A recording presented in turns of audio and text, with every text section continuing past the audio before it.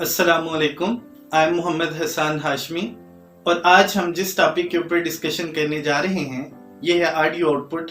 फिर हम बात करेंगे मेमोरी यूनिट्स के ऊपर और फिर हम देखेंगे कि मेमोरी यूनिट्स फर्दर कहाँ पे इस्तेमाल होते हैं और इनकी ज़रूरत हमें क्यों पेश आती है। उसको डिस्कस करने से पहले हम बात कर लेते हैं ऑडियो आउटपुट के ऊपर। सबसे पहले हम देखेंगे ऑडियो आउटपुट क्या चीज होती है। डेफिनेशन आपको स्क्रीन पे लिखी हुई नजर आ रही है। These devices are the components that produce voice, music and other audible sounds.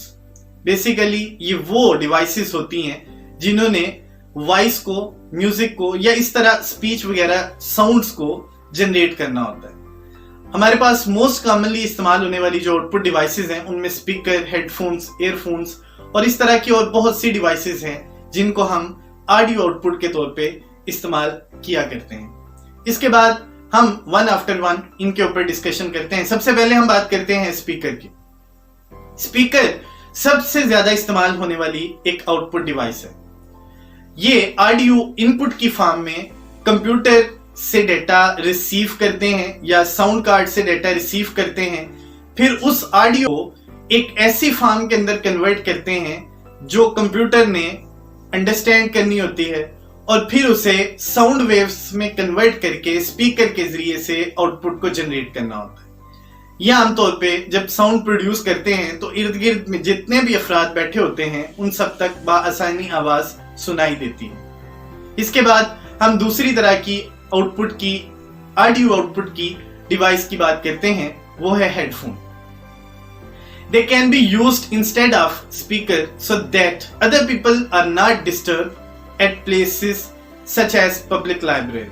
हम इनको इस्तेमाल करते हैं अगर हम एक ऐसी जगह पे बैठे हैं, ऐसी सराउंडिंग्स में बैठे हुए हैं जहां बहुत से अफराद हैं और हम नहीं चाहते कि वो डिस्टर्ब हो हमारी वजह से, तो हम हेडफोन्स को यूज कर लिया करते हैं। हेडफोन्स में अगर साथ में माइक आ जाए तो हम इसे हेडसेट भी कहते हैं और माइक इनपुट डिवाइस होगी और हेडफोन्स ये आउटपुट डिवाइस होगी। इसके बाद हम बात करते हैं तीसरी तरह की जो ऑडियो आउटपुट डिवाइस है, ईयरफोन्स की। ईयरफोन्स बेसिकली हमारे पास ईयरबड्स की फॉर्म में होते हैं। आवाज इसमें से जो सुनाई देती है वो सिर्फ हमारी हद तक होती है। इसके बाद हम बात करते हैं बेसिक यूनिट्स जो डेटा स्टोरेज के लिए सबसे जरूरी समझे जाते हैं। कंप्यूटर में जो मेमोरी बनाई जाती है, memory is totally composed by the cells. Smallest cells होते हैं जहां पे हमने डेटा को स्टोर करना होता है। अब वो डेटा कैसे स्टोर होता है हम उसकी बात करते हैं। The smallest unit which is used inside the computer for the purpose of storing the data is bit. हम इसको बाइनरी डिजिट भी कहते हैं। बाइनरी डिजिट दो वैल्यूज के ऊपर मुश्तमिल होता है, 0 और 1। हम इसके लिए जो एब्रीवेशन यूज करते हैं वो होती है स्मॉल बी और इसमें नंबर ऑफ जो बिट्स अवेलेबल होती हैं वो होती हैं 2। उसके बाद हम बात करते हैं बिट इस्तेमाल क्यों किया जाता है। मैं इसकी मिसाल से आपको वजाहत करता हूं। हम जब भी मार्केट में कोई चीज परचेज करने के लिए जाते हैं तो वहां पे हमें साथ में अब यूनिट डिफाइन करना पड़ता है जिसकी वजह से हम मार्केट से कोई चीज परचेज करते हैं। मतलब अगर आप शुगर परचेज करने गए हैं तो आपने कहा 1 kg शुगर दे दें, 1 डजन एग आप परचेज करने चले जाते हैं। आपने एक स्केल वहां पे नॉमिनेट किया है। सेम इसी तरह जब हम कंप्यूटर में डेटा को स्टोर करते हैं या कंप्यूटर से डेटा हासिल करते हैं तो हमें यूनिट्स की जरूरत पेश आती है और जो स्मॉलेस्ट यूनिट हमें रिक्वायर्ड होता है जिसके जरिए से हम डेटा को कंप्यूटर से हासिल करते हैं या स्टोर करते हैं, हम उसे बाइनरी डिजिट या बिट के नाम से रिप्रेजेंट करते हैं। बाइनरी डिजिट्स को अगर हम कंबाइन कर दें और उसमें 4 बाइनरी डिजिट्स अवेलेबल हो तो हम इसे निबल के नाम से रिप्रेजेंट करते हैं। अगर हमारे पास 8 बाइनरी डिजिट्स अवेलेबल हो तो हम इसे बाइट के नाम से रिप्रेजेंट करते हैं और बाइट के लिए जो यूनिट हम एब्रीवेशन के तौर पे इस्तेमाल किया करते हैं वो होता है कैपिटल बी। इसके बाद अगर हमारे पास 1024 बाइट्स इकट्ठे हो जाएं तो ये बन जाता है किलोबाइट और हम इसके लिए जो एब्रीवेशन यूज किया करते हैं वो होता है कैपिटल के, कैपिटल बी और हम इसको अगर सिंपली बाइट्स की फॉर्म में लिखें तो ये लिखा जाता है 1024 मल्टीप्लाई बाय 8। इसके बाद अगर हम मेगाबाइट की बात करें, ये भी एक स्केल है जो हम डेटा स्टोरेज के लिए इस्तेमाल किया करते हैं, तो इसमें 1024 किलोबाइट्स अवेलेबल होते हैं और इसके लिए हम जो एब्रीविएशन यूज किया करते हैं वो होती है MB, कैपिटल में लिखी जाती है। अगर हम इसे बाइट्स की फॉर्म में कन्वर्ट करें तो वो कुछ इस तरह लिखा जाएगा 1024 मल्टीप्लाई बाय 1024 मल्टीप्लाई बाय 8। यहाँ 2 टाइम्स 1024 इसलिए लिखा गया कि हमारे पास एक दफा MB के लिए लिखा जाता है, सेकेंड टाइम के लिए KB के लिए लिखा जाता है और 8 यहाँ पे बाइट को रिप्रेजेंट कर रहा है। इसके बाद अगर हम बात करें गीगाबाइट की, तो गीगाबाइट ये 1024 मेगाबाइट्स के बराबर होता है।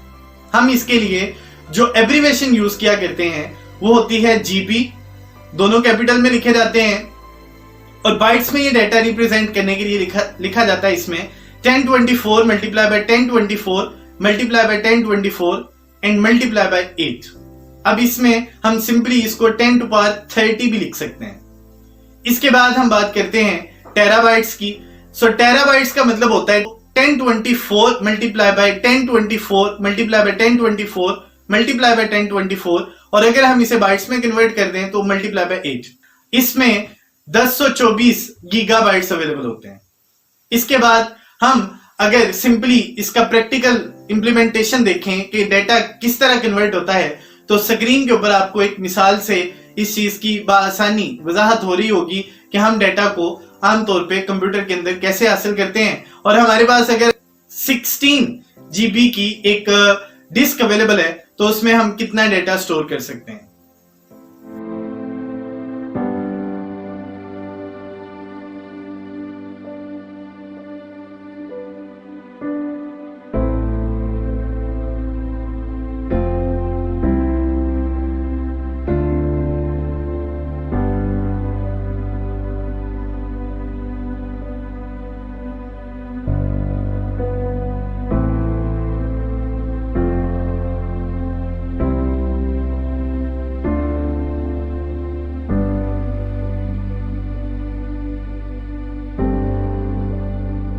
अब हम बात करते हैं कंप्यूटर वर्ड के ऊपर।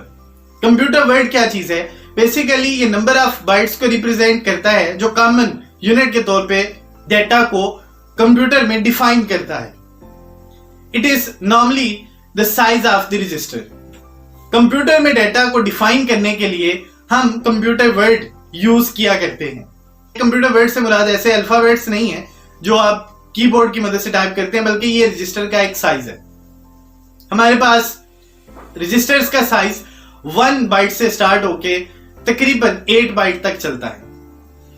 अब अगर 1 बाइट होगा तो इसमें नंबर ऑफ बिट्स 8 होंगे और जो पुराने पर्सनल कंप्यूटर्स थे उनमें आमतौर पे इसको इस्तेमाल किया जाता था। अगर वर्ड का साइज 2 बाइट है उसमें 16 बिट्स अवेलेबल हैं और ये ट्रेडिशनल माइक्रो कंप्यूटर्स के अंदर इसको इस्तेमाल किया जाता है। अगर हम सिंगल वर्ड की बात करें तो ये 32 बिट्स के ऊपर मुश्तमिल होता है और इसको मेन फ्रेम, मिनी फ्रेम और माइक्रो कंप्यूटर्स के अंदर इस्तेमाल किया जाता है। इवन कुछ डेस्कटॉप कंप्यूटर्स भी ऐसे हैं जिनमें सिंगल वर्ड का साइज रजिस्टर्स के लिए रिजर्व होता है। अगर हम डबल वर्ड की बात करें 64 बिट्स इसका टोटल साइज होता है और इसे मेन फ्रेम कंप्यूटर्स के साथ साथ माइक्रो कंप्यूटर और सुपर कंप्यूटर्स के लिए भी इस्तेमाल किया जाता है। आप इस टॉपिक को एक दफा रिवाइज जरूर करिएगा और एग्जाम्पल से इस चीज को समझने की कोशिश करिएगा। उम्मीद है कि आप लोगों को आज के टॉपिक की समझ आई होगी। मुलाकात होगी इंशाल्लाह अगले लेक्चर में। अपना बहुत ख्याल रखिएगा। अल्लाह ने के बाद।